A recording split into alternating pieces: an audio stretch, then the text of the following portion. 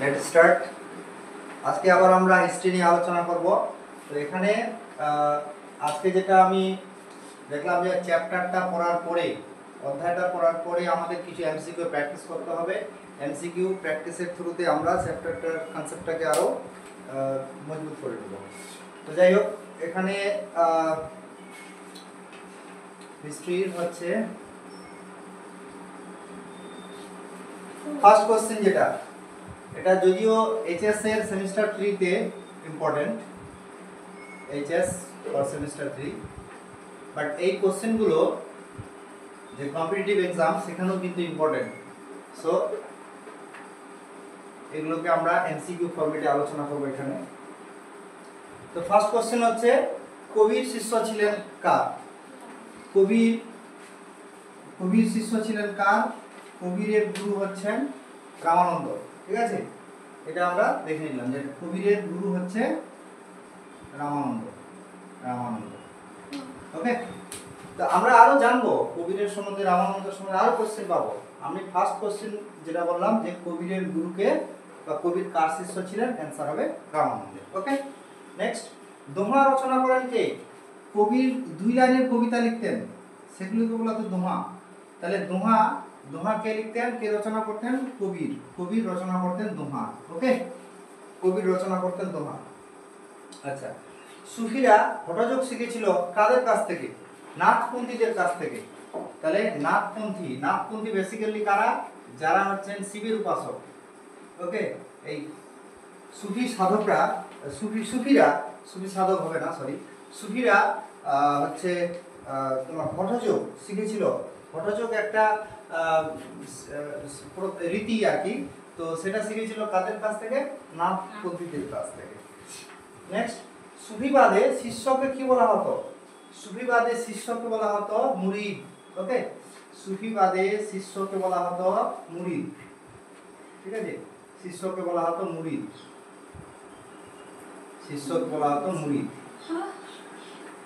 এই পয়েন্টগুলো মনে রাখতে হবে আমাদের।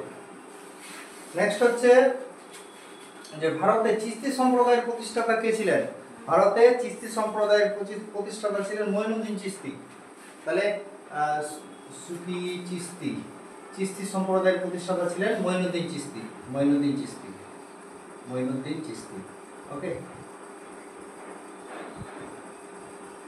নেক্সট কোশ্চেন হচ্ছে, আচ্ছা এটা কিন্তু ভারতে চিশতি সম্প্রদায়ের প্রতিষ্ঠাতা ছিলেন মঈনুদ্দিন চিশতি। তাহলে নেক্সট কোশ্চেন হচ্ছে, বাংলার ভক্তি আন্দোলনের প্রাণকেন্দ্র বলা হতো, যেটা হচ্ছে বাংলার ভক্তি আন্দোলনের প্রাণকেন্দ্র হচ্ছে নবদ্বীপ।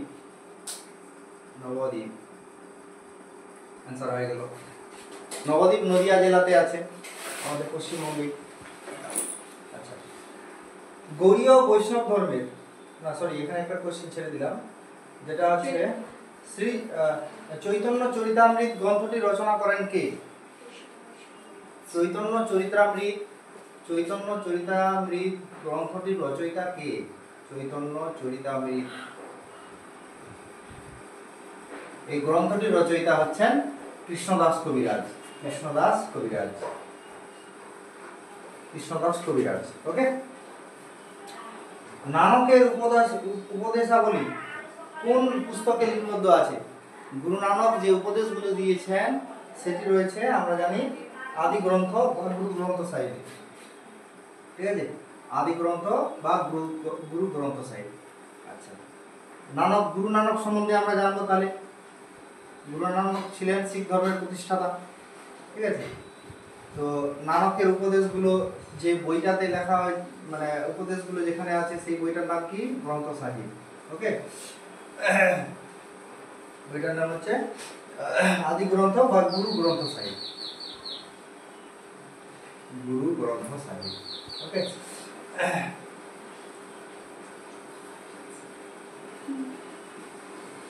নেক্সট কোশ্চেন হচ্ছে কি যে মীরাবাইয়ের আরাধ্য দেবতা কে ছিলেন? মীরাবাই ছিলেন শ্রীকৃষ্ণের আরাধিকা। তাহলে মীরাবাইয়ের আরাধ্য দেবতা কে ছিল? মীরাবাইয়ের আরাধ্য দেবতা ছিলেন শ্রীকৃষ্ণ। মীরাবাই নামটা পেলেই হচ্ছে শ্রীকৃষ্ণ। ঠিক আছে, মীরাবাই সম্বন্ধে আমরা আরো পরে জানবো। দেখি কোশ্চেন।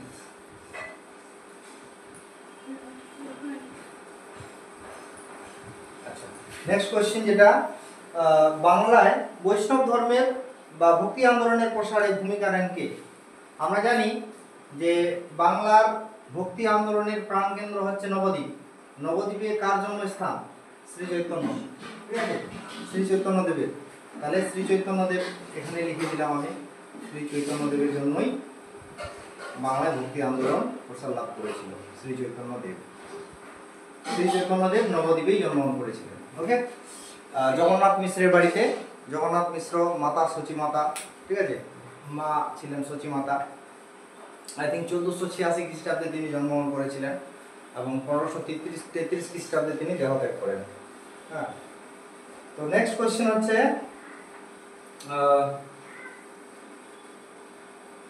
ভারতে সুরাবর্দী সম্প্রদায়ের প্রতিষ্ঠাতা ছিলেন কে? সুরাবর্দী সম্প্রদায়ের প্রতিষ্ঠাতা ছিলেন শেখ সিহাবুদ্দিন উমর সোহরাওয়ার্দী। তাহলে ভারতে চিশতি সম্প্রদায়ের প্রতিষ্ঠাতা ছিলেন খাজা মঈনুদ্দিন চিশতি। আর একটা সম্প্রদায় পাচ্ছি আমরা সুরাবর্দী সম্প্রদায়, ঠিক আছে, সুরাবর্দী সম্প্রদায়। এই সুরাবর্দী সম্প্রদায়ের প্রতিষ্ঠাতা, এটা অবশ্যই ভারতে, সুরাবর্দী সম্প্রদায়ের প্রতিষ্ঠাতা ছিলেন কে?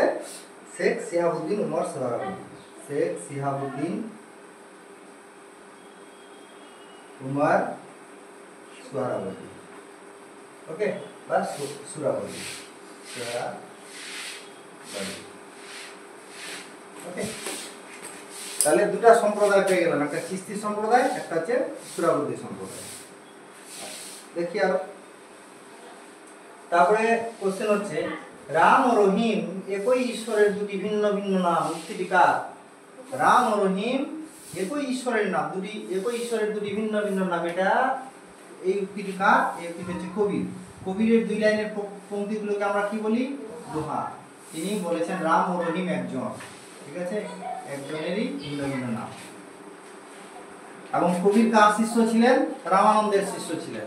এরকম ভাবে এমসিকিউ প্র্যাকটিসের থ্রুতে আমরা বারবার রিপিটেশন করব পয়েন্টগুলোকে। আচ্ছা, নেক্সট হচ্ছে নেক্সট কোশ্চেন যেটা পাচ্ছি আমি, কবিরের উপদেশগুলি হিন্দি ভাষায় দুই পংক্তির যে ছোট ছোট কবিতা আকারে লেখা হতো তাকে কি বলে? আমরা জানি দুই লাইনের কবিরের লেখা দুই লাইনের পংক্তিগুলোকে বলি দোহা। বাস অ্যানসার হয়ে গেল আমাদের দোহা। নেক্সট কোশ্চেন, পূর্ব ভারতের ভক্তিবাদের একজন প্রচারক কে ছিলেন? পূর্ব ভারত, আমরা যদি দেখি এটা ইন্ডিয়া আমাদের হয়, তাহলে ইন্ডিয়ার পূর্ব মানে পূর্ব দিকে পড়ে কোনটা? পূর্ব ভারত আমরাই পড়ি পশ্চিমবঙ্গ, বাংলা। তাহলে বাংলাতে বাংলায় আমরা জানি বাংলার প্রাণকেন্দ্র মানে ভক্তি আন্দোলনের প্রাণকেন্দ্র ছিল হচ্ছে নবদ্বীপ। নবদ্বীপে কার জন্মস্থান? শ্রী চৈতন্যের। তাহলে এই কোশ্চেনের অ্যানসার কি হবে? শ্রী চৈতন্যদেব। তাহলে পূর্ব ভারতে ভক্তিবাদের একজন প্রচারক কে ছিলেন? শ্রী চৈতন্যদেব। শ্রী চৈতন্যদেব জগন্নাথ মিশ্র এবং মাতা মানে সচী মাতার গর্ভে সচী মাতার বাড়িতে জন্মগ্রহণ করেছিলেন। আচ্ছা, নেক্সট কোশ্চেন, চৈতন্যদেবের আবির্ভাব হয় একটু আগে বললাম আমি 1486 খ্রিস্টাব্দে। শ্রী চৈতন্যদেব জন্মগ্রহণ করেছিলেন কখন? 1486 খ্রিস্টাব্দে, 1486, ওকে, 1486 খ্রিস্টাব্দে তিনি জন্মগ্রহণ করেছিলেন এবং 1533-এ তিনি মারা যান বা দেহত্যাগ করেন। আচ্ছা, শ্রী চৈতন্যদেব ভক্তি আন্দোলনের প্রচার করেন কখন? খ্রিস্টীয় ষোড়শ শতকে। আমরা জানি যে 1486, তার মানে ধর্মপ্রচারের ক্ষেত্রে তিনি ধর্মপ্রচার শুরু করেছিলেন প্রায় 1500 খ্রিস্টাব্দের দিকে।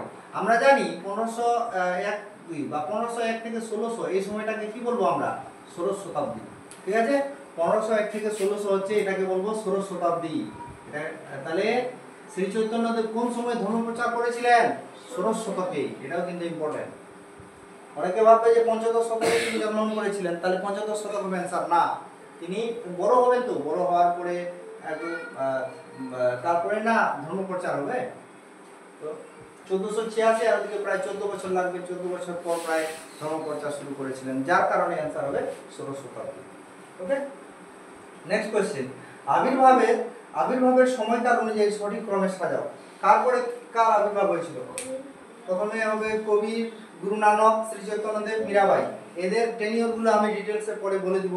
আচ্ছা, আপাতত এটা আমাদের চ্যাপ্টারটা যখন পড়াইছিলাম তখন এগুলো ডিটেলস বলেছিলাম আমি, এখন এগুলো বলা যাবে না। দক্ষিণ ভারতে শৈব ভক্তিবাদী সাধকদের বলা হতো কি? আমরা জানি একটু আগে দেখলাম নাথপন্থী। এই নাথপন্থীরা ছিলেন কি? শিবের উপাসক। এবং কিন্তু এই সাউথ ইন্ডিয়া এটা দক্ষিণ ভারতে শিবের উপাসকদের কি বলা হতো? দক্ষিণ ভারতে শিবের উপাসকদের বলা হতো কি? তোমার কি নায়নার। ওকে, নায়নার। তাহলে এই নাথপন্থী যারা, ওরাই কিন্তু শিবের উপাসক। আবার দক্ষিণ ভারতে ওদেরকে বলা হতো কি? নায়নার। তাহলে তোমার গিয়ে শৈব নায়নার, শৈবরা ছিল নায়নার নামে পরিচিত। কোন এলাকায়? এটা হচ্ছে দক্ষিণ ভারতে, সাউথ ইন্ডিয়াতে। ওকে, আচ্ছা। নেক্সট হচ্ছে দক্ষিণ ভারতের শৈব ভক্তিবাদী সাধকদের বলা হতো নায়নার। আচ্ছা, শেখ নিজামুদ্দিন আউলিয়া ছিলেন। শেখ নিজামুদ্দিন আউলিয়া চিশতি সম্প্রদায়। চিশতি সম্প্রদায়ের একটু আগে একটা নাম জানলাম আমরা, মানে চিশতি সম্প্রদায়ের প্রতিষ্ঠাতা ভারতে ছিলেন কে? মঈনুদ্দিন চিশতি। আরেকজন পাচ্ছি মঈনুদ্দিন চিশতি, তারপরে আরেকজনের নাম পেলাম এখনই কি? নিজামুদ্দিন আউলিয়া।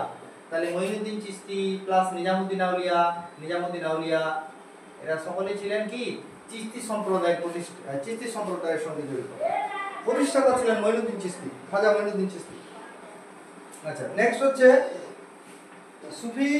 সুফি পীরদের ধর্মচর্চার জন্য নির্জন স্থানে নির্মিত কেন্দ্রগুলির নাম কি? ওরা নির্জন জায়গায় ধর্মচর্চা করত, সেই নির্জন জায়গাটার নাম কি? মানে সুফি পীররা যে নির্জন জায়গা ধর্ম প্রচার করতো, সেই নির্জন জায়গাটার নাম কি? সেটাকে বলা হচ্ছে খানকা বা দরগা। ওকে, তাহলে খানকা বা দরগা, খানকা বা দরগা, এটা হচ্ছে একটা নির্জন জায়গা। ঠিক আছে, নির্জন। তো এখানে পীর, সুফি পীর যারা, সুফি পীররা ধর্মচর্চা করতেন। ঠিক আছে, আচ্ছা। ভারতে আগত সুফি সিলসিলাগুলির মধ্যে সর্বাধিক প্রসিদ্ধ দুটি সিলসিলার নাম কি? একটা চিশতি, একটা সুরাবর্দী। আমরা জানি চিশতি সম্প্রদায়ের প্রতিষ্ঠাতা খাজা মঈনুদ্দিন চিশতি, সুরাবর্দী সম্প্রদায়ের প্রতিষ্ঠাতা শেখ শিহাবুদ্দিন উমর সুরাবর্দী। ওকে, তাহলে সুফি সিলসিলা এগুলি। এটা এই যে সুরাবর্দী, এটা হচ্ছে সুফি সিলসিলা। চিশতি, এটা কিন্তু সুফি সিলসিলা। ওকে, নেক্সট। সুফি কথাটি এসেছে আরবি শব্দ সুফ থেকে। এই সুফ কথাটার মানেটা কি? এই সুফ থেকে এসেছে সুফি। এই সুফ কথাটার মানে হচ্ছে তোমার কি এক টুকরো পশমের কাপড়। ঠিক আছে, এক টুকরো পশমের কাপড়, এটা হচ্ছে সুফ কথাটার মানে। Okay, proceed to the next question. ইনি 1440 খ্রিস্টাব্দে কাশীতে জন্মগ্রহণ করেন। একজন ব্যক্তির কথা বলা হচ্ছে। কিংবদন্তি অনুসারে তার মা ছিলেন একজন ব্রাহ্মণ কন্যা। তার মানে তার মা ব্রাহ্মণ। মাতৃ পরিত্যক্ত হয়ে একজন মুসলমান তাঁতির ঘরে তিনি পালিত হন। এখানে কার সম্পর্কে বলা হয়েছে? অবশ্যই কবির। তাহলে কবিরের মা ছিলেন একজন ব্রাহ্মণ অর্থাৎ হিন্দু, এবং তিনি মুসলিম তাঁতির বাড়িতে জন্মগ্রহণ করেছিলেন। ঠিক আছে, কবিরের সম্বন্ধেই জানলাম আমরা। কবিরের 2 লাইনের কবিতাকে বলা হয় দোহা। হ্যাঁ, কবির বলেছিলেন রাম ও রহিম এক। ঠিক আছে, একজনই, ভিন্ন নামে ডাকি আমরা। কবিরের গুরু ছিলেন রামানন্দ। ঠিক আছে, নেক্সট হচ্ছে শিখ ধর্মের ধর্মগ্রন্থ। একটু আগে বললাম শিখ ধর্মের ধর্মগ্রন্থ গুরু গ্রন্থ সাহিব। ঠিক আছে, গুরু গ্রন্থ সাহিব বা আদি গ্রন্থ। এবং এই শিখ ধর্মের প্রতিষ্ঠাতা কে ছিলেন? গুরু নানক। ঠিক আছে, গুরু নানক। আর গুরু নানকের উপদেশগুলোই হচ্ছে এই গুরু গ্রন্থ সাহিবে লেখা আছে। ঠিক আছে, তাহলে এই পয়েন্টগুলো বারবার রিপিট হচ্ছে, দেখো, তাহলে মুখস্থ হয়ে যাবে আমাদের এখন। নেক্সট হচ্ছে মীরাবাই ছিলেন কে? মীরাবাই ছিলেন, চলে আসো। মীরাবাই ছিলেন কি? রাণা সংগ্রাম সিংহের পুত্রবধূ। ঠিক আছে, দরজাটা বন্ধ করে দাও। মীরাবাই কে ছিলেন? রাণা সংগ্রাম সিংহের পুত্রবধূ। অর্থাৎ এই রাজস্থান এলাকায়, আমরা রাণা সংগ্রাম সিংহ সম্বন্ধে জানি। রাণা সংগ্রাম সিংহ রাজস্থানের ছিলেন, রাজস্থান থেকে বিলং করতেন। রাণা সংগ্রাম সিংহের, stop talking, close the door carefully, you close the door properly. Okay, Rana Sangram সিংহের পুত্রবধূ ছিলেন কে? এই মীরাবাই। মীরাবাই কার আরাধিকা ছিলেন? শ্রীকৃষ্ণের আরাধিকা ছিলেন। ঠিক আছে, নেক্সট কোশ্চেন, মীরাবাইয়ের স্বামীর নাম কি ছিল? তাহলে রানা সংগ্রাম সিংহ যদি তার মানে শ্বশুরের নাম হয়, অর্থাৎ তার স্বামীর নাম কি ছিল? মীরাবাইয়ের হাজবেন্ডের নাম ছিল, মীরাবাইয়ের স্বামীর নাম ছিল ভোজরাজ সিং সিসোদিয়া। ওকে, মীরাবাইয়ের স্বামীর নাম ছিল ভোজরাজ সিং সিসোদিয়া। ঠিক আছে, ভোজরাজ সিং সিসোদিয়া, ভোজরাজ সিং সিসোদিয়া।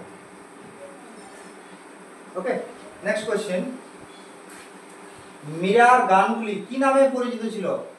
মীরার গানগুলিকে বলা হতো মীরার ভজন। তাহলে এই পয়েন্টগুলো আমাদের মনে রাখতে হবে, মীরার ভজন। ওকে, নেক্সট কোশ্চেন হচ্ছে, মীরাবাইকে রাজস্থানের রাধা বলা হয়। একটা দুটো লাইন আছে, অ্যাসারশন আর হচ্ছে রিজন। মীরাবাইকে রাজস্থানের রাধা বলা হয়, ঠিক। মীরাবাইয়ের ভজনের মাধ্যমে রাজপুতানায় কৃষ্ণ প্রেমের প্লাবন বয়ে যায়। এই যে রাজপুতানা রাজস্থানে আছে, এই রাজপুতানাতে কি হয়? শ্রীকৃষ্ণের কৃষ্ণ প্রেমের প্লাবন, মানে সবাই কৃষ্ণকে ভক্তি আরাধনা করতে থাকে। ঠিক আছে, কৃষ্ণ প্রেমের প্লাবন বয়ে যায় এই রাজপুতানাতে। যার কারণে বলা হয় মীরাবাইকে কি বলা হয়? মীরাবাইকে বলা হয় যে তোমার যে রাজস্থানের রাধা। মীরাবাইকে কি বলা হয়? রাজস্থানের রাধা। এটা কিন্তু মনে রাখবে, রাজস্থানের রাধা। ওকে, নেক্সট কোশ্চেন। নেক্সট কোশ্চেন হচ্ছে যে একটা রেখা মানচিত্র আছে বা রেখাচিত্র আছে। প্রতাপ রুদ্রদেব, নিত্যানন্দ, শ্রীবাস, জীব গোস্বামী, রূপ সনাতন, এই নামগুলো কার সঙ্গে জড়িত? আমরা জানি এই নামগুলো জড়িত হচ্ছে শ্রী চৈতন্যের সঙ্গে। ওকে, শ্রী চৈতন্য দেবের সঙ্গে এই নামগুলি জড়িত। আমরা জানি শ্রী চৈতন্যদেব জন্মগ্রহণ করেছিলেন নবদ্বীপে। জগন্নাথ মিশ্র তার পিতার নাম, মায়ের নাম সচী মাতা। ঠিক আছে, তো শ্রী চৈতন্য দেবের সঙ্গে এই যে জীব গোস্বামী, তোমাকে নিত্যানন্দ, প্রতাপ রুদ্রদেব, শ্রীবাস, রূপ সনাতন, এই নামগুলি জড়িত। ঠিক আছে, রূপ সনাতন, জীব গোস্বামী, ঠিক আছে, তারপরে কি বললাম, নিত্যানন্দ, প্রতাপ রুদ্র, ঠিক আছে, এই সব নামগুলো জড়িত। মানে সকলেই এই শ্রী চৈতন্য দেবের অনুগামী ছিলেন। নেক্সট কোশ্চেন হচ্ছে, ভক্তি আন্দোলনে শ্রী চৈতন্যদেব যে বিশেষত্ব যোগ করেছিলেন সেটা কি? কীর্তন। ওকে, ভক্তি আন্দোলনে শ্রী চৈতন্যদেব যে বিশেষ আর কি মানে বিশেষত্ব যোগ করেছিলেন সেটা হচ্ছে কীর্তন। কীর্তনের মাধ্যমে তিনি কৃষ্ণ প্রেম বা শ্রীকৃষ্ণের নাম প্রচার করতেন। তারপরে ভারতের প্রথম ভক্তি আন্দোলনের সূচনা হয়েছিল কোন অঞ্চলে? ভারতে প্রথম ভক্তি আন্দোলন শুরু হয়েছিল দাক্ষিণাত্যতে। ওকে, দাক্ষিণাত্য ভক্তি আন্দোলনটা প্রথম স্টার্ট হয় দাক্ষিণাত্যে, ভক্তি মুভমেন্ট ভারতের দাক্ষিণাত্যে। নেক্সট কোশ্চেন, ভক্তিবাদের মূল কথা কি? ভক্তিবাদের মূল কথা হলো জীবাত্মার সঙ্গে পরমাত্মার মিলন। জীবাত্মার সঙ্গে পরমাত্মার মিলন হচ্ছে ভক্তিবাদের মূল কথা। ঠিক আছে, জীবাত্মার সঙ্গে পরমাত্মার মিলন, জীবাত্মার সঙ্গে পরমাত্মার মিলন। ওকে, জীবাত্মার সঙ্গে পরমাত্মার মিলন, এই কথাটাই হচ্ছে ভক্তিবাদের মূল কথা। নেক্সট কোশ্চেন, ভক্তি আন্দোলনের ফলে বিবৃতি আর হচ্ছে কারণ। ভক্তি আন্দোলনের ফলে বিভিন্ন আঞ্চলিক ভাষা ও সাহিত্যের অগ্রগতি হয়। ঠিক, কারণ বলছে ভক্তি সাধকরা মানুষের মুখের ভাষায় তাদের মতাদর্শ প্রচার করতেন।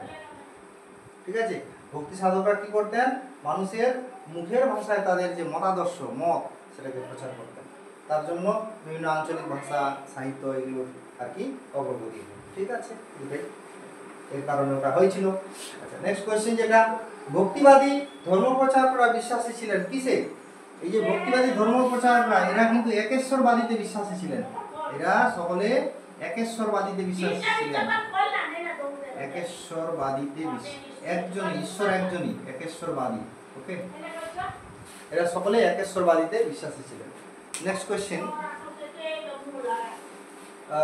তামিল বৈষ্ণববাদী সাধকরা, তামিল মানে দক্ষিণ ভারতে পড়ে, এই বৈষ্ণব সাধকরা তামিলনাড়ুতে বা তামিল বৈষ্ণববাদী সাধকরা কি নামে পরিচিত ছিল? আমরা জানি দক্ষিণ ভারতে একটু আগে জানলাম আমরা শিবের উপাসক যারা তাদেরকে বলা হতো নায়নার, আর বিষ্ণুর উপাসক যারা দক্ষিণ ভারতে, বিশেষ করে দক্ষিণ ভারতে যারা বিষ্ণুর উপাসক, ঠিক আছে, বিষ্ণুর উপাসক তারা হচ্ছে আলোয়ার নামে পরিচিত। আলোয়ার, এগুলো কোশ্চেন এই নায়নার আলোয়ার এগুলো WBCS ও আসছিল, এই কোশ্চেনগুলো WBCS মেন্সে। ওকে, নেক্সট কোশ্চেন যেটা আই থিঙ্ক 2018 তে আসছিল এই কোশ্চেনটা আলোয়ার সম্বন্ধে। WBCS 2018 তে আসছিল মেন্সে এই কোশ্চেনটা। এগুলো ডিটেইলসে পরে বলবো। দেখো এবার কোশ্চেন হচ্ছে কি যে কোথায় গেল,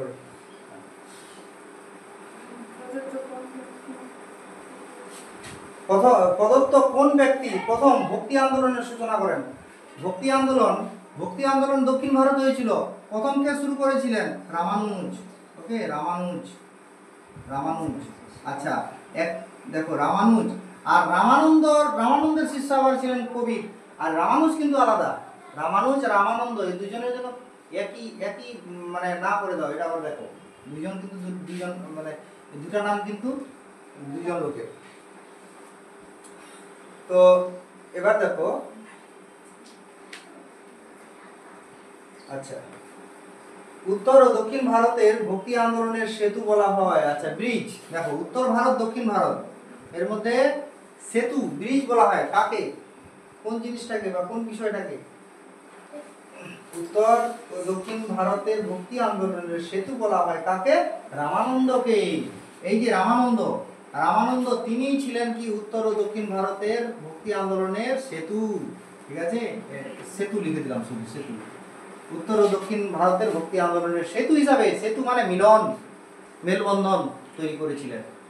ঠিক আছে, রামানন্দ। আর রামানন্দের শিষ্য ছিলেন কবির।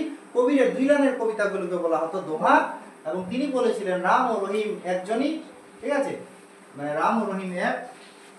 ঠিক আছে, আচ্ছা, তারপরে কোশ্চেন হচ্ছে কি যে এখানে বেশি ডিটেলসে বলছি না, সরাসরি আমি টু দা পয়েন্ট কোশ্চেন নিয়ে আলোচনা করে দিচ্ছি একটু করে। এই পয়েন্টগুলো পরীক্ষার জন্য ইম্পর্টেন্ট। আচ্ছা, নেক্সট কোশ্চেন যেটা দক্ষিণ ভারত থেকে উত্তর ভারতে ভক্তিবাদের বাণী প্রথম বহন করে আনেন কে? রামানন্দ। ঠিক আছে, দক্ষিণ ভারত থেকে উত্তর ভারতে প্রথম ভক্তি আন্দোলন নিয়ে আসেন কে? রামানন্দ। ঠিক আছে, আর রামানন্দের শিষ্য কে? রামানন্দের শিষ্য কবির। আচ্ছা, সুরাবর্দী সিলসিলার প্রধান কেন্দ্র ছিল সুরাবর্দী। আমরা একটু আগে জানলাম এই সুরাবর্দী সিলসিলার প্রতিষ্ঠাতা কে ছিলেন? ভারতে আর কি, শেখ সিহাবুদ্দিন উমর সোহরাবর্দী। আর এই সোহরাবর্দী সিলসিলার মানে মেন সেন্টার কোথায় ছিল? ঠিক আছে, সুরাবর্দী সিলসিলার প্রধান কেন্দ্র ছিল উচ ও মুলতান, যেটা বর্তমানে পাকিস্তানে পড়ে, উচ আর মুলতান। ঠিক আছে, উচ ও মুলতান এলাকাতে। আচ্ছা, নেক্সট কোশ্চেন এবার অ্যাসারশন আর রিজন বেস কোশ্চেন একটা, যেটা হচ্ছে যে চিশতি সুফি সাধকরা রাজনীতির সঙ্গে যুক্ত থাকার বিরোধী ছিলেন। কি এই লাইনটা কি সঠিক বলছে? কারণটা কি? কারণ বলছে তারা বিশ্বাস করতেন যে রাজনীতিতে জড়িয়ে পড়লে ঈশ্বর সাধনা সম্ভব নয়। ইয়েস, দুটাই। এই কারণে ওরা রাজনীতি করতো না। যারা হচ্ছে মানে চিশতি সুফি সাধকরা, ওরা রাজনীতি থেকে বিচ্যুত ছিলেন, মানে রাজনীতি করতেন না, রাজনীতির সঙ্গে যুক্ত থাকার বিরোধী ছিলেন। তারা কেন ছিলেন? কারণ তারা বিশ্বাস করতেন যে রাজনীতির সঙ্গে জড়িয়ে পড়লে ঈশ্বর সাধনা হবে না। ঠিক আছে, তাহলে আমরা দেখে নিলাম। ঠিক আছে, এটা যদি বলি আমি যে আচ্ছা থাক ওটা, পরের কোশ্চেন যেটা আছে, সুফিবাদের অনুগামীদের কি বলা হয়? সুফিবাদের অনুগামী যারা, তাদের বলা হচ্ছে ফকির। তাহলে ফকির কথাটার মানে হচ্ছে সুফিবাদের অনুগামী, ফকির, সুফি অনুগামী। আচ্ছা, সুফি কথাটা কোথা থেকে এসেছে? সুফ কথা থেকে এসেছে। আর সুফ কথাটা হচ্ছে একটা আরবি শব্দ। সুফ কথার মানেটা কি? সুফ কথার মানে হচ্ছে পশম। ঠিক আছে, তাহলে সুফি অনুগামীদের কি বলা হয়? সুফি অনুগামীদের বলা হয় তোমার গিয়ে ফকির, ঠিক আছে। অনুগামী মানে শিষ্য বা ডিসাইপলস। আচ্ছা, নেক্সট কোশ্চেন যেটা,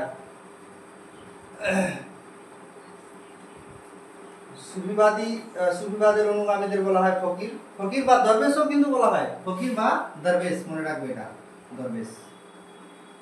আচ্ছা, নেক্সট কোশ্চেন যেটা, চিরাগ-ই দিল্লি নামে পরিচিত ছিলেন যে সুফি সাধক, তিনি কে? চিরাগ-ই দিল্লি মানে দিল্লির প্রদীপ, ঠিক আছে, নাসিরউদ্দিন চিরাগ দেহলভি। তাহলে অ্যান্সার হবে চিরাগ-ই দিল্লি। কে ছিলেন? চিরাগ-ই দিল্লি।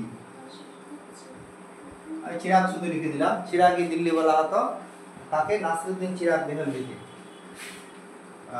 নাসিরউদ্দিন চিরাগ দেহলভি, ওকে। নাসিরউদ্দিন চিরাগ দেহলভিকে বলা হতো কি দিল্লির চিরাগ, চিরাগে দিল্লি। ওকে, নেক্সট কোশ্চেন, সুফি ঐতিহ্যে পীর বলতে বোঝায়? পীর, পীর মানে গুরু, তাই না? সুফি ঐতিহ্যে পীর মানে হচ্ছে গুরু, পীর হচ্ছে গুরু। আর বলতো সুফি ঐতিহ্যে শিষ্যকে কি বলা হতো? পীর পীর মানে হচ্ছে গুরু। যে শিষ্যদের কি বলা হতো? একটু আগে বললাম আমি, শিষ্যদের বলা হতো মুরিদ। ইয়েস, কথা, এই যে সুফি ঐতিহ্যে শিষ্যদের বলা হতো মুরিদ, আর সুফি ঐতিহ্যে গুরুকে বলা হতো পীর। এগুলো কথা মনে রাখতে হবে। আর সুফ কথাটার অর্থ হচ্ছে পশম। আরবি শব্দ সুফ, যার অর্থ হচ্ছে পশম, ঠিক আছে। ভারতে সুফি সিলসিলাগুলোর মধ্যে যে চিস্তি আছে, সুরাবর্দী আছে, চিস্তি সম্প্রদায়ের প্রতিষ্ঠাতা হচ্ছে খাজা মঈনুদ্দিন চিস্তি, তার সঙ্গে আরেকজনের নাম জড়িত আছে তোমার গিয়ে নিজামুদ্দিন আউলিয়া। এদিকে হচ্ছে সুরাবর্দী সম্প্রদায়ের প্রতিষ্ঠাতা শেখ শিহাবুদ্দিন ওমর সুরাবর্দী, ঠিক আছে। তো এগুলো কথা মনে রাখতে হবে, বারবার রিপিট হচ্ছে, ওই পয়েন্টগুলো থেকেই কোশ্চেনগুলো ফরমেশন হয়েছে। আচ্ছা, নেক্সট হচ্ছে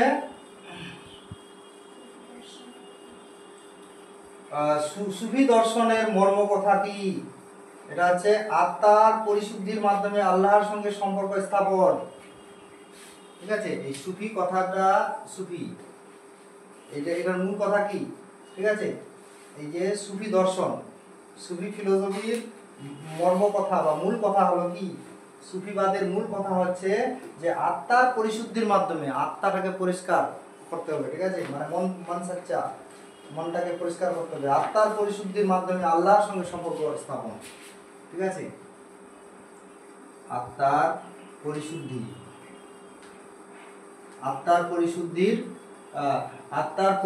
মাধ্যমে আল্লাহর সঙ্গে সম্পর্ক স্থাপন, পরিশুদ্ধির মাধ্যমে আল্লাহর সঙ্গে, জায়গাও নেই, আল্লাহর সঙ্গে সম্পর্ক স্থাপন, ঠিক আছে।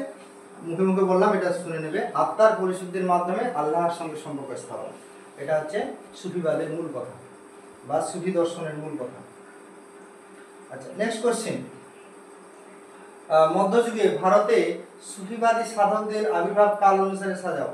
এটা ওই একটু ডিটেলসে জানতে হবে, তারপরে হবে, তাও আমি বলে দিচ্ছি। ফার্স্টে মঈনুদ্দিন চিশতি আসবে, তারপরে কুতুবউদ্দিন বখতিয়ার কাকি, নিজামুদ্দিন আউলিয়া, তারপরে নাসিরউদ্দিন চিরাগ, যাকে বলা হচ্ছে চিরাগে দিল্লি, ওকে। তাহলে ফার্স্ট এসেছিল এরাই, এই যে মঈনুদ্দিন চিশতি সম্প্রদায়ের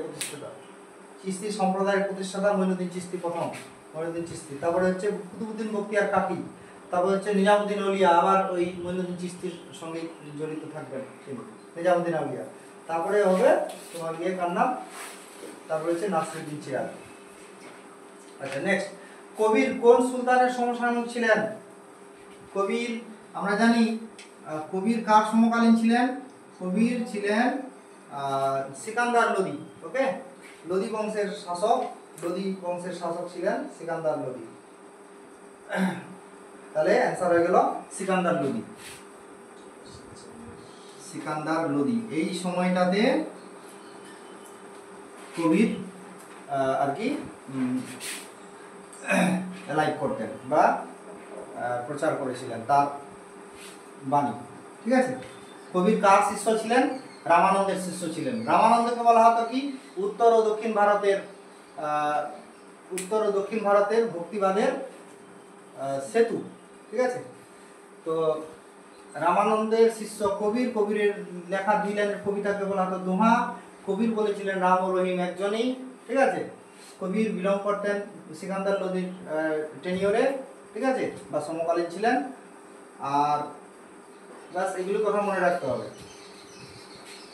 নেক্সট কোশ্চেন যেটা, কবির জাতিভেদ প্রথা ও ধর্মীয় আচার অনুষ্ঠানের বিরোধী ছিলেন। এটা বিবৃতি 1 যেটা বললাম এটা হচ্ছে মিথ্যা, না সরি সত্য। হ্যাঁ, কবির জাতিভেদ প্রথার বিরোধী ছিলেন, আর হচ্ছে ধর্মীয় আচার অনুষ্ঠানের বিরোধী ছিলেন, একদম রাইট। ঠিক আছে, কবির রামানন্দের শিষ্য কবির, মনে রাখবে বারবার বলছি, কবির তিনি জাতিভেদ প্রথার বিরোধী ছিলেন এবং ধর্মীয় আচার অনুষ্ঠানের বিরোধী ছিলেন। ওকে, তারপরে হচ্ছে কবি মনে করতেন অন্তরের ভক্তি ও পবিত্রতা হলো ঈশ্বর লাভের একমাত্র উপায়। ইয়েস, কবি মনে করতেন অন্তরের ভক্তি ও পবিত্রতা, অন্তরে ভক্তি রাখতে হবে এবং পবিত্রতা রাখতে হবে, তাহলেই আমরা ঈশ্বর লাভ করতে পারবো। এটা কবি মনে করতেন। কবিরের গুরু কে ছিলেন? রামানন্দ। আচ্ছা, নেক্সট কোশ্চেন যেটা,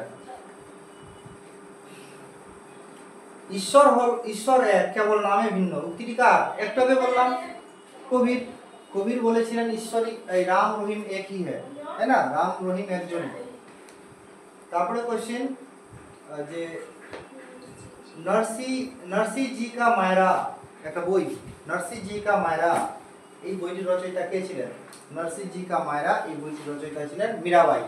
ঠিক আছে, মীরাবাইয়ের লেখা বই তাহলে আমরা পেয়ে যাচ্ছি নরসি জি কা মায়রা। ঠিক আছে, নরসি জি কা মায়রা, নরসি জি কা মায়রা। ওকে, তাহলে রাজস্থানে রাধা বলা হতো মীরাবাইকে, আর মীরার ভজনগুলোকে বলা হতো মীরার ভজন। ঠিক আছে, আর মীরার স্বামীর নাম কি ছিল? মীরাবাইয়ের স্বামীর নাম ছিল ভোজরাজ সিং সিসোদিয়া, এবং মীরার শ্বশুরের নাম ছিল কি হচ্ছে রানা সংগ্রাম সিং। ঠিক আছে, এবং মীরাবাই তিনি ছিলেন শ্রীকৃষ্ণের আরাধিকা। ঠিক আছে, এই পয়েন্টগুলো মনে রাখতে হবে। তারপরে কোশ্চেন হচ্ছে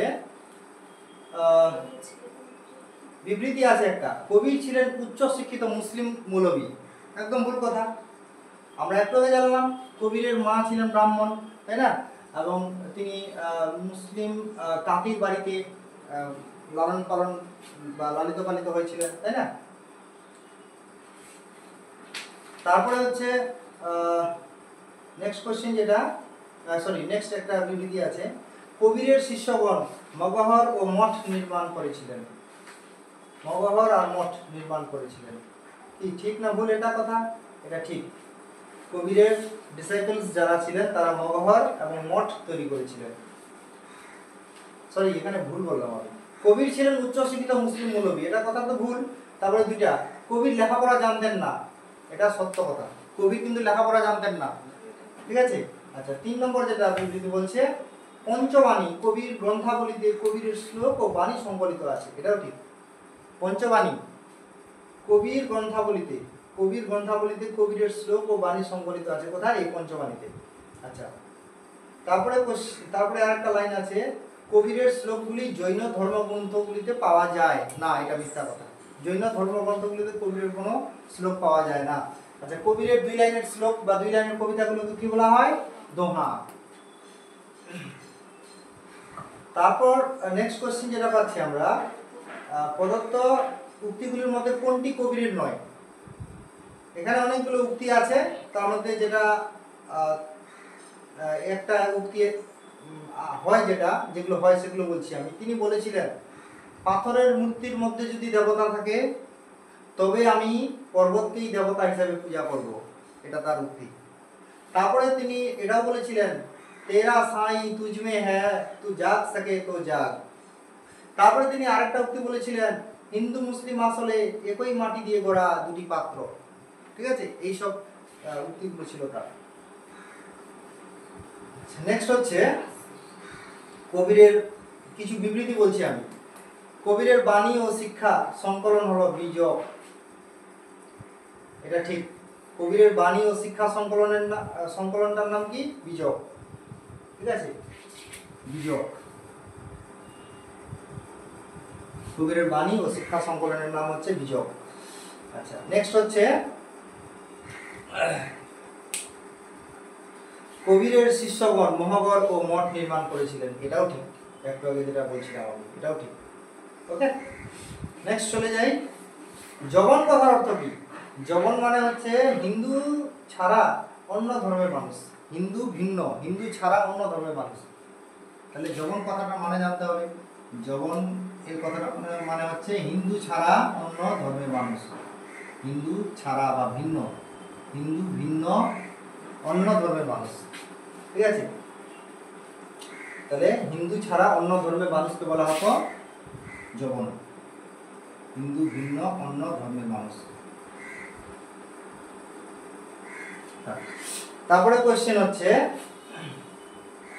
গুরু নানকের জন্মস্থান তালবন্দি কোথায় আছে? গুরু নানক সম্বন্ধে আমরা জানলাম, তাই না? গুরু নানকের জন্মস্থান তালবন্দি, এটা অবস্থিত হচ্ছে লাহোরে, বর্তমানে পাকিস্তান। ঠিক আছে, এই লাহোরে হচ্ছে গুরু নানক জন্মগ্রহণ করেছিলেন। গুরু নানক তার যে উপদেশগুলো, যে বইতে লেখা আছে, ঠিক আছে, তার উপদেশগুলো লেখা আছে কোথায়? গুরু গ্রন্থ সাহিব। আর গুরু গ্রন্থ সাহিবটা হচ্ছে শিখ ধর্মের ধর্মগ্রন্থ। শিখ ধর্মের প্রবর্তক ছিলেন গুরু নানক। ঠিক আছে, তাহলে গুরু নানকের জন্ম হচ্ছে তালবন্দি গ্রামে, যেটা পাঞ্জাবে পড়ে, কিন্তু বর্তমানে লাহোর। ঠিক আছে, যেটা বর্তমানে আছে লাহোর, পাকিস্তান। নেক্সট কোশ্চেন, যেটা নির্গুণ সম্প্রদায়ের ভক্তিবাদী সাধকগণ হলেন কি? কবির ও গুরু নানক। নির্গুণ সম্প্রদায়ের ভক্তিবাদী সাধকগণ হলেন এই কবির, গুরু নানক, এরা ছিলেন নির্গুণ। ঠিক আছে, তো নির্গুণ সম্প্রদায়ের এরা। তারপরে একটা দিচ্ছি, নামক একজন ব্যক্তি, নানক ঈশ্বর আরাধনার ক্ষেত্রে 5টি বিষয়ের উপর গুরুত্ব দেন। এই গুরু নানক ঈশ্বর আরাধনার ক্ষেত্রে 5টি বিষয়ের উপর গুরুত্ব দিয়েছিলেন। সেই 5টা বিষয় কি কি? একটা নাম, দান, সেবা, আরেকটা হচ্ছে আসনান, আরেকটা কি হবে? সিমরান। ওকে, তাহলে গুরু নানক এই 5টি বিষয়ের উপরে জোর দিতেন। ঠিক আছে, ঈশ্বর আরাধনার ক্ষেত্রে গুরু নানক 5টি বিষয়ের উপরে জোর দিয়েছিলেন। কি কি? একটা নাম, দান, সেবা, আসনান, নাম, দান, সেবা, আসনান, আর একটা হলো সিমরান। আচ্ছা, গুরু নানকের শিষ্যগণ শিখ নামে পরিচিত। এই শিখ শব্দের অর্থ কি? শিখ শব্দের অর্থ হচ্ছে শিষ্য। শিখ শব্দের অর্থ কিন্তু শিষ্য। এই ওয়ার্ডটার মানেটাই হচ্ছে শিষ্য বা ডিসাইপল। ওকে, তারপরে কোশ্চেন,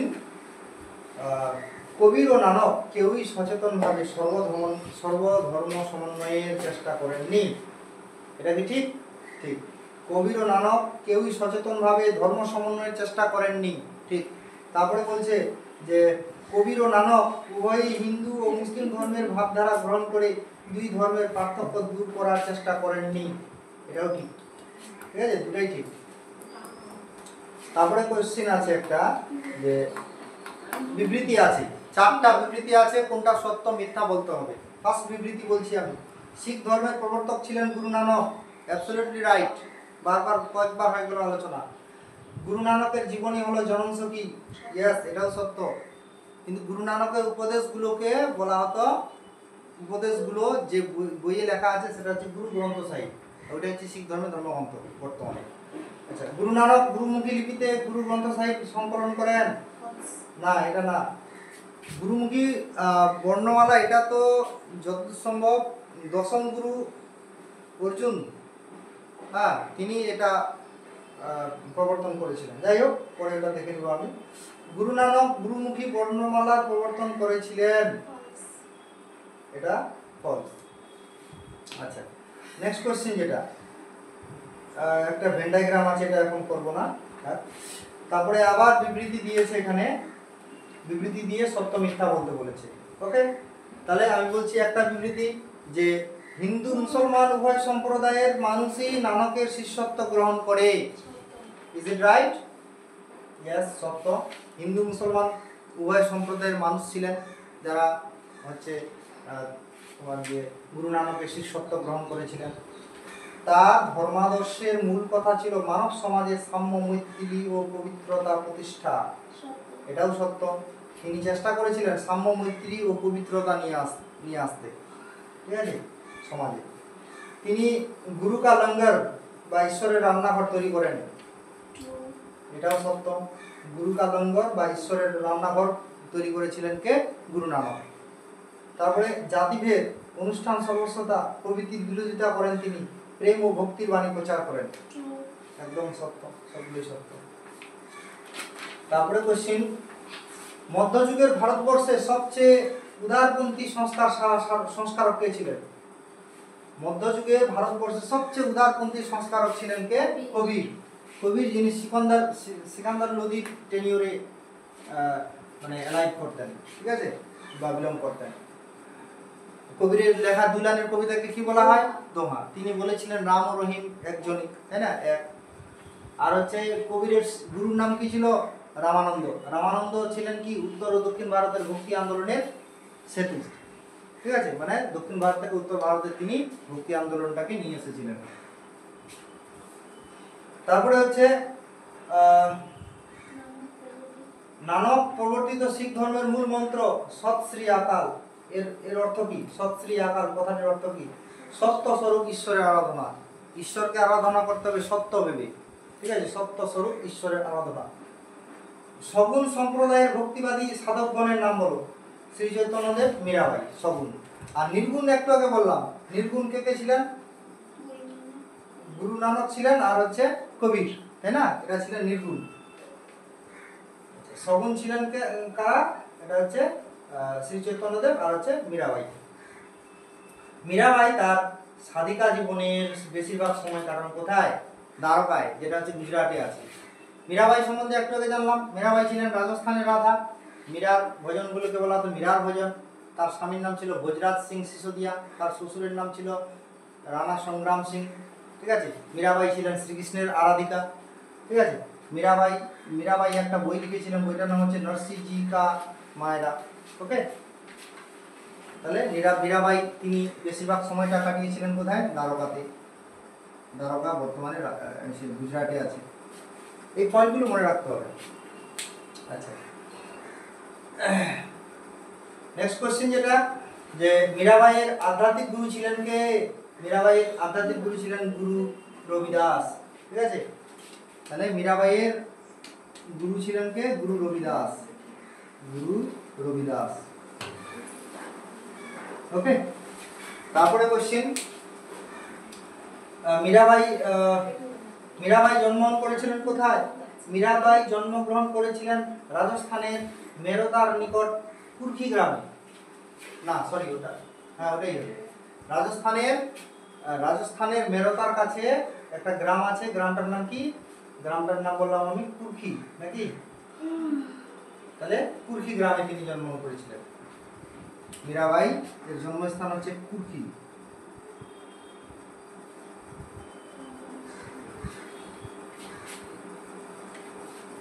আচ্ছা, নেক্সট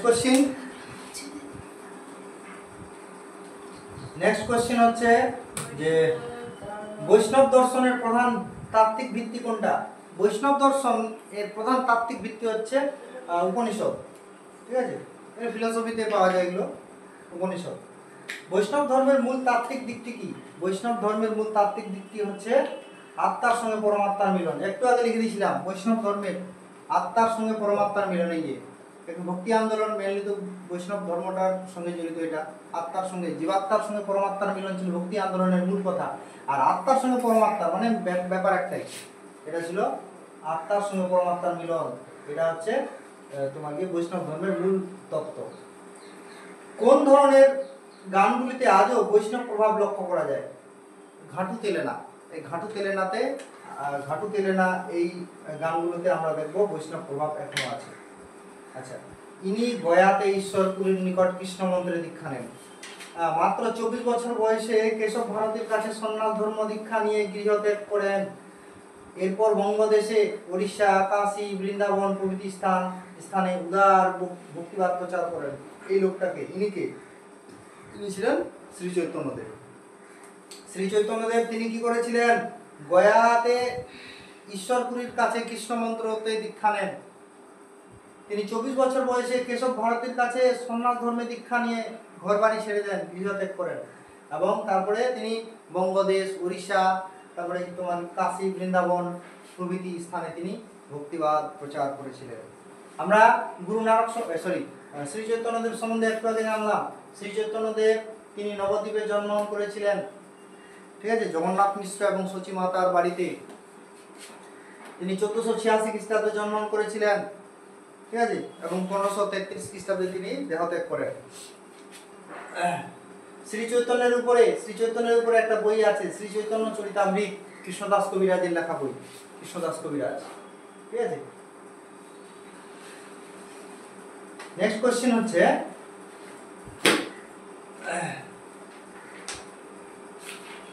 জাতি ধর্ম, আচ্ছা বিবৃতি আছে একটা, জাতি ধর্ম বর্ণ নির্বিশেষে সমাজের সর্বস্তরের মানুষ চৈতন্যদেবের শিষ্যত্ব গ্রহণ করে, একদম সত্য কথা।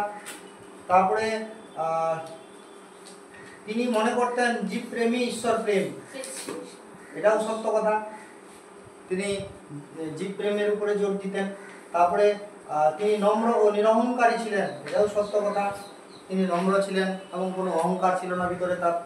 তারপরে তিনি জাতিভেদ ও ধর্মীয় বিভেদের ঘোর বিরোধী ছিলেন, এটাও সত্য, তিনি জাতিভেদের বিরোধী, ধর্মীয় বিভেদের বিরোধী ছিলেন, ঠিক আছে, কে? শ্রী চৈতন্যদেব, ঠিক আছে। আচ্ছা, তারপরে বলছে এই শ্রী চৈতন্য সম্বন্ধে, শ্রী চৈতন্য গৃহাঙ্গনের রুদ্ধদ্বারে গোষ্ঠী কীর্তনকে রাজপথের জনসংকীর্তনে রূপান্তরিত করেছিলেন। অর্থাৎ বাড়িতে বসে যে কীর্তন হতো সেটাকে তিনি একদম রাস্তায় রাস্তায় প্রচার করেছিলেন, ছড়িয়ে দিয়েছিলেন, একদম ঠিক। কারণ হচ্ছে তিনি সামাজিক বিভেদ ও বৈষম্যের সামগ্রিক কাঠামোকেই ভাঙতে চেয়েছিলেন। এই যে সমাজে যে বিভেদ আর বৈষম্য ছিল সেইটাকে ভাঙতে চেয়েছিলেন তিনি। তার জন্য তিনি কৃষ্ণ নাম সর্বত্র প্রচার করেছিলেন, শুধু ঘরে বসে না, বাইরেও, ঠিক আছে, অর্থাৎ একদম রাস্তায়। তারপরে কোশ্চেন আছে, শ্রী চৈতন্যের দর্শনটির নাম হলো অচিন্ত ভেদাভেদ, এটা সত্য। শ্রী চৈতন্যের দর্শনটির নাম হলো অচিন্ত ভেদাভেদবাদ। আর শ্রী চৈতন্যের মূল তত্ত্ব হলো কৃষ্ণই ঈশ্বর, রাধা হলেন শক্তি এবং ভক্তির মধ্য দিয়ে মোক্ষ লাভ সম্ভব, একদম সঠিক কথা। আচ্ছা, পরের কোশ্চেন, নিচ জাতি হইলে নহে ভজনে অযোগ্য, যেই ভজে সেই বড় অভক্ত হীনছাড়, কৃষ্ণ ভজনে নাহি জাত কুলাদি বিচার। এই যে মানে একটা দুইটা তিনটা বাক্য বললাম, এই তিনটা বাক্য ভক্তি আন্দোলনের কিরকম দৃষ্টিভঙ্গির ছাপ দেখায়, মানে কিরকম দৃষ্টিভঙ্গির ছাপ পাওয়া যায়। এটা জাতপাতের বিচারকে অস্বীকার করছে, জাতিভেদ মানে জাতপাতের যে ভেদাভেদ সেটাকে অস্বীকার করা হচ্ছে। তারপরে কোশ্চেন আছে অ্যাসারশন বেস কোশ্চেন, এটা বিবৃতিমূলক। শ্রী চৈতন্যদেবের সমসাময়িক বাংলার সুলতান ছিলেন আলাউদ্দিন হোসেন শাহ, একদম সত্য কথা, শ্রী চৈতন্যদেবের সমসাময়িক ছিলেন আলাউদ্দিন হোসেন শাহ। তারপরে হচ্ছে শ্রী চৈতন্যদেব পুরী ধামে মৃত্যুবরণ করেছিলেন, ইয়েস, এটাও সত্য, পুরী হচ্ছে উড়িষ্যাতে, ঠিক আছে, উড়িষ্যা রাজ্যে বর্তমানে।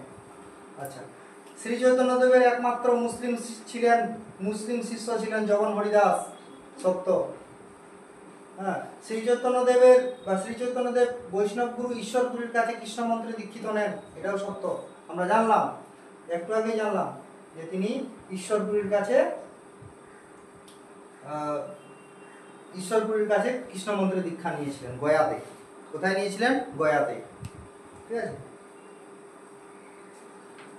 নেক্সট হচ্ছে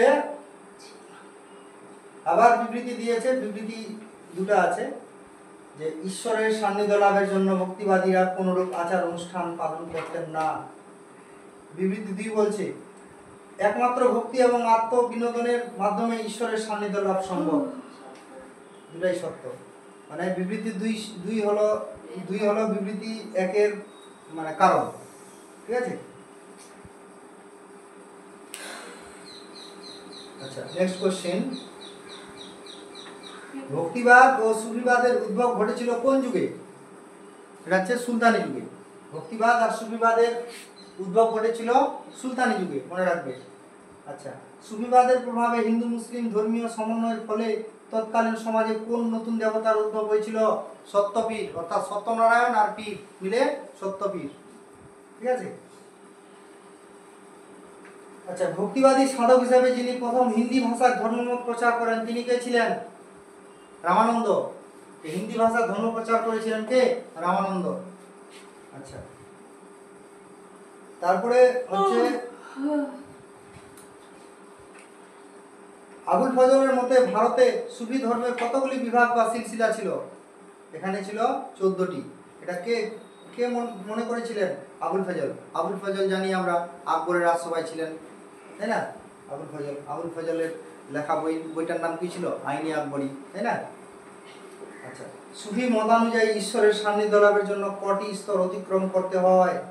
10টা লেভেল, 10টা স্তর পার হলে তাহলে ঈশ্বরের সান্নিধ্য লাভ করা যায়। 10টা স্তর, কম ব্যাপার না। এটা সুফি মত হিসাবে। তারপরে হচ্ছে একটা সুফি সিলসিলার অনুগামীরা সঙ্গীত সাধনার বিরোধী ছিলেন। মানে কোন সুফিরা, ঠিক আছে, তারা সঙ্গীত সাধনার বিরোধী ছিলেন? নকশবন্দি। ঠিক আছে, এগুলো মনে রাখতে হবে। সো কোশ্চেন তো আরো আছে, কিন্তু আচ্ছা আরেকটা বলে দিই। বল যে সুফি শব্দটি আরবি সাফা শব্দ থেকে উৎপন্ন হয়েছে, যার অর্থ কি? পবিত্রতা। ঠিক আছে, যার অর্থ হচ্ছে পবিত্রতা। আরেকটা বলি, কাদিরি সুফি সম্প্রদায়ের প্রতিষ্ঠাতা কে ছিলেন? শেখ আব্দুল কাদির জিলানী। আমরা একটু আগে দেখলাম যে এই যে চিশতি সম্প্রদায়ের প্রতিষ্ঠাতা ছিলেন কে? মঈনুদ্দিন চিশতি। সুহরাবর্দী সম্প্রদায়ের প্রতিষ্ঠাতা কে ছিলেন? শেখ শিহাবুদ্দিন উমর সুহরাবর্দী। আরেকটা সুফি সিলসিলা আছে যেটার নাম বললাম কাদিরি, ঠিক আছে, বা কাদিরিয়া সুফি সম্প্রদায়। এই কাদিরিয়া সুফি সম্প্রদায়ের প্রতিষ্ঠাতা ছিলেন কে? শেখ আব্দুল কাদির জিলানী। ঠিক আছে, এগুলো পয়েন্ট কিন্তু মনে রাখতে হবে। আচ্ছা, সুফিবাদে ওয়ালি কথা আছে একটা, ওয়ালি। এই ওয়ালি কথার অর্থ কি? ওয়ালি কথার অর্থ হচ্ছে ঈশ্বরের বন্ধু। ঠিক আছে, ঈশ্বরের বন্ধু। আচ্ছা, তারপরে হচ্ছে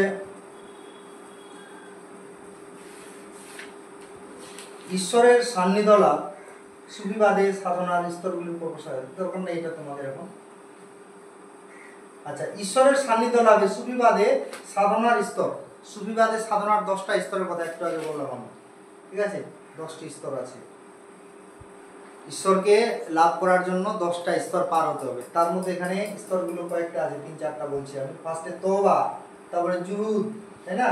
ঈশ্বরের সান্নিধ্য লাভে সুফিবাদে সাধনার স্তরগুলি হচ্ছে, ফার্স্টে হচ্ছে তওবা, তারপরে জুহুদ, ফকর, তারপরে হচ্ছে তাওয়াক্কুল। এগুলো সিরিয়াল। প্রথমে তওবা স্তরটা পার করতে হবে, তারপরে জুহুদ করতে হবে, ফকর, তারপরে তাওয়াক্কুল। এগুলো ডিটেলস এখন আর বলছি না আমি, এগুলো ডিটেলস আছে। আচ্ছা, তারপরে সুফিবাদের একজন অন্যতম সাধক শেখ সেলিম চিশতি। এগুলো মনে রাখতে হবে। চিশতি সুফি সম্প্রদায়ের কীর্তন গান যে নামে পরিচিত।